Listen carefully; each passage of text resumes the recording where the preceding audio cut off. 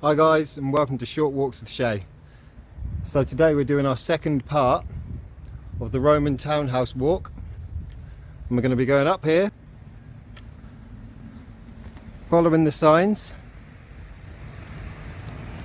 to top of town and the Roman townhouse.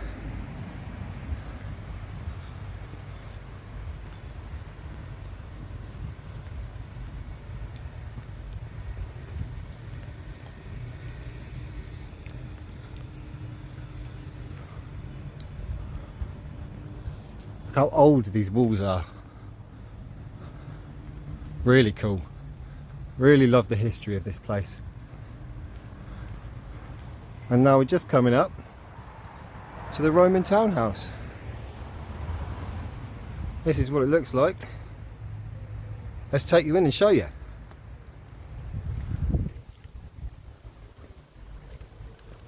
This is an attraction in Dorchester. I highly recommend you come and check it out. Really, really cool. You've got these old stone pillars. I assume there'd have been a gate between those. I think they've been taken from somewhere and put back down there. We'll take the steps today. Oh, you can begin to see it. You can begin to see it. No spoilers. Now these are the old council office buildings within Dorchester. So if you need to know where this is and you want to come along, just find the old council buildings and you'll find this site. The Roman townhouse. There's a little map for you, and there it is in all its glory.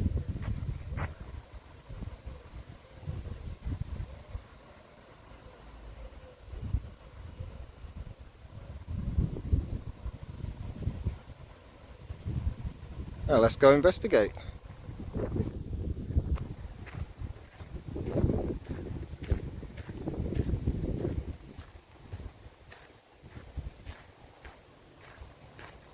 These benches are a new addition. They're quite funky, aren't they?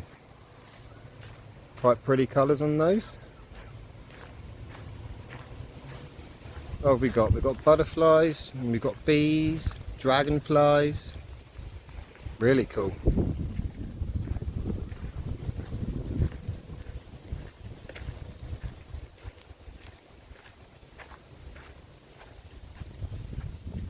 So we'll wind our way down and I'll show you what there is to see.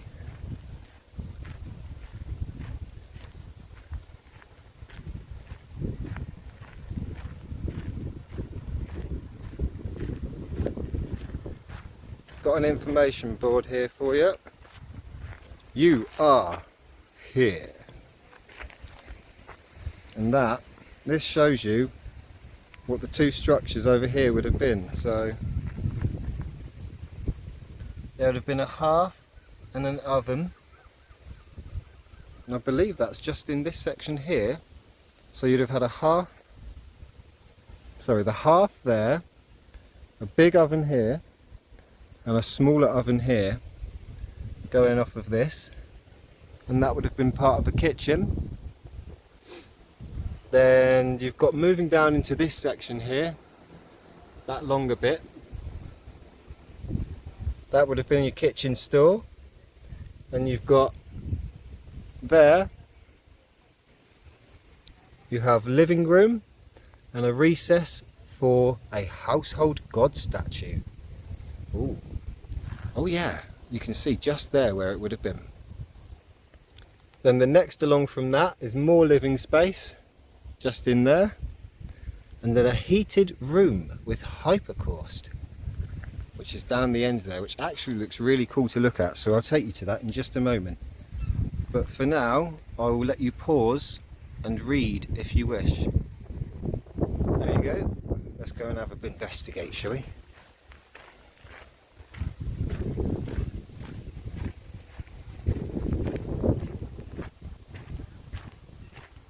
Now you'll have to correct me if you know any better than me on this, but I do believe, before we do that, let's have a look at this, shall we? There's an old well here. Look. I wonder how far down that goes. But yeah, I'll do a little walk around of this quick. Just so you can have a little look and see what's said.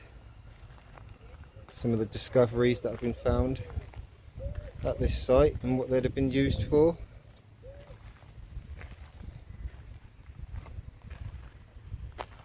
You've got your hairpins, your beakers, big old knife there, look. A lovely brooch. Really cool. Yeah, these are some of the objects found here. They help us understand the Roman life. Now let's go into this house area. As I was saying, if you know any better than me, then do correct me. However, I do believe that as we walk through the living space here and up into the kitchen area, that where they've put these markers here are where bodies were found.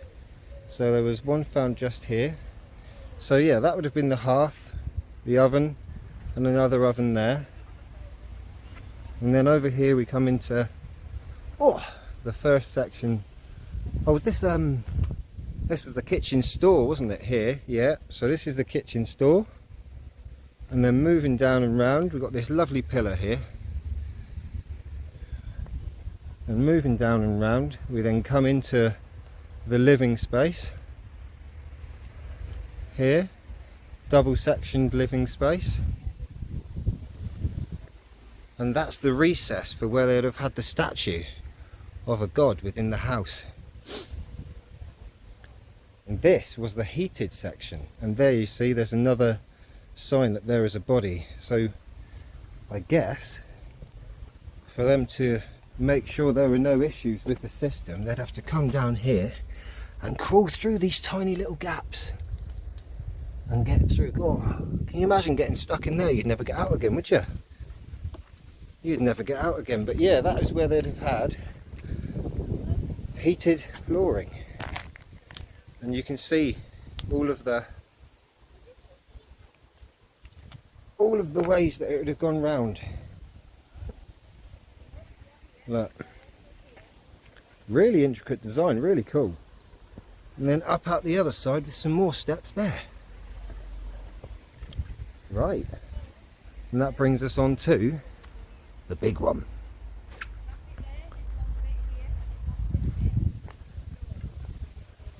They've made some lovely seating area here with room for disabled parking, if you will, as well.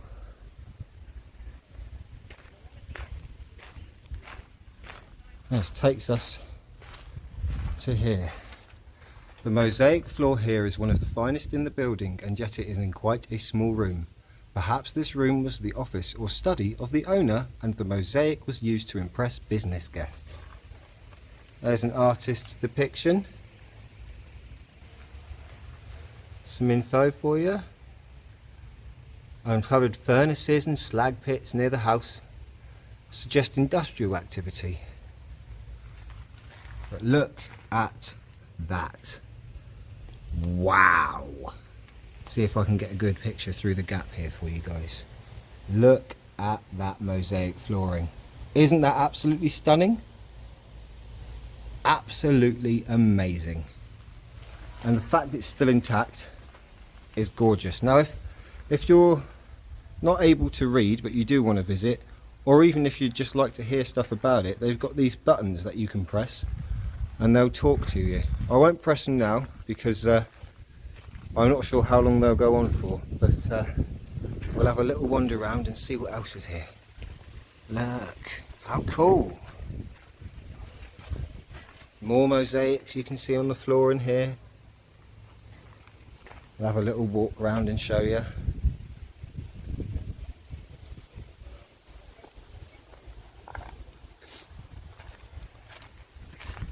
Absolutely amazing, this site.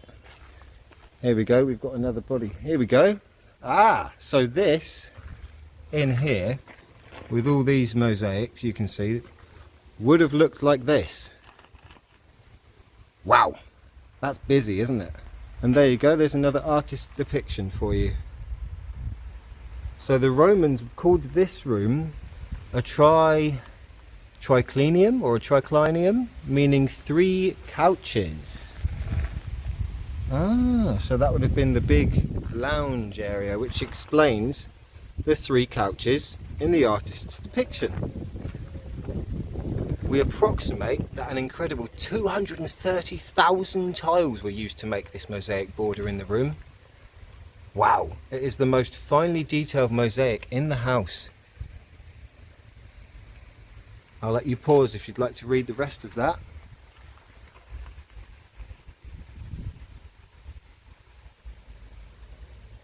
Interesting. If you read here, archaeologists know this room mosaic was the only one with human figures in. Originally there were 4 faces, 1 on each side, and they were believed to represent the 4 seasons.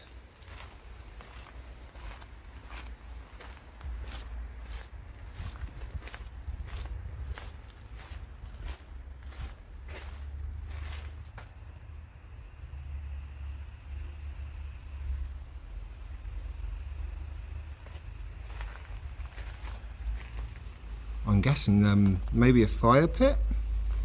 I'm not sure, I can't really see the information on that one, and I'm no expert, unfortunately. You can see more tiling on the floors in there. Absolutely lovely, absolutely stunning. And just to think that I can just rock up at any time for completely free and come and view all this history. So this room was a later addition, linking what had been 2 separate buildings. So I assume that one would have been one, and then that would have been a building, and then this was added. The mosaic in this room was made up of a plain pattern of red white tiles that had no fine detail. Again, I'll give you a little sneak peek through the window there. And there's your artist's rendition.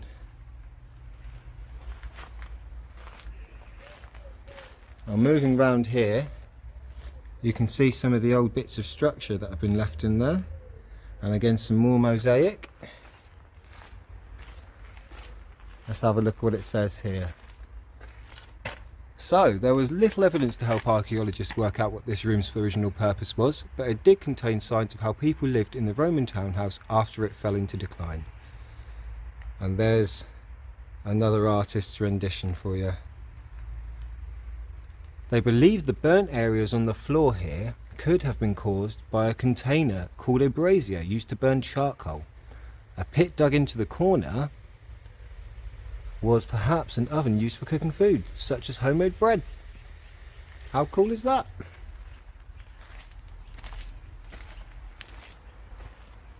Now do watch your head on this bit if you're a little bit tall like me. I'm 6'2" and yeah, easily bash my head off that, so be careful.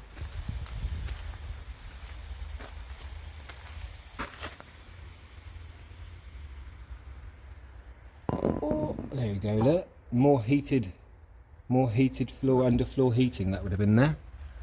That's really cool. Show 'em. Go on. Should we press 1?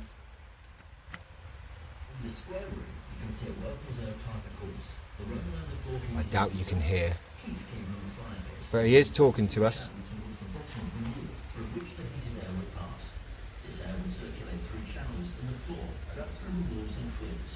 To keep this alight, a slave would go out and stoke the fire, even on cold or rainy nights. We think the room temperature could have reached around 18 degrees Celsius when freezing cold outside. It is not like today, where heating is instant. It would have taken over a day to reach this temperature through the thick floor. So he's just said to us that it would have taken over a day for the heating to work in here. And there's the little pit to feed the fire, I guess, and the water to heat it all up. And we come back round to this bit, but we're not done yet. I've still got one more bit to show you. Up over there.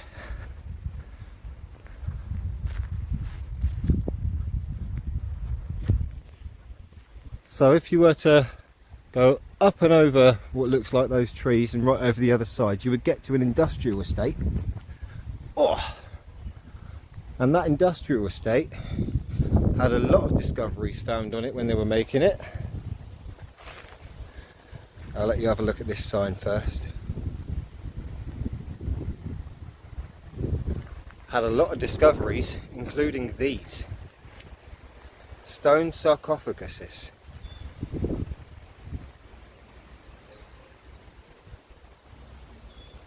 Hundreds of Roman burials were found in archaeological excavations at Poundbury Industrial Estate, a few hundred metres away from the Roman townhouse. This is one of 6 stone coffins, or sarcophagus, that were found. Really cool.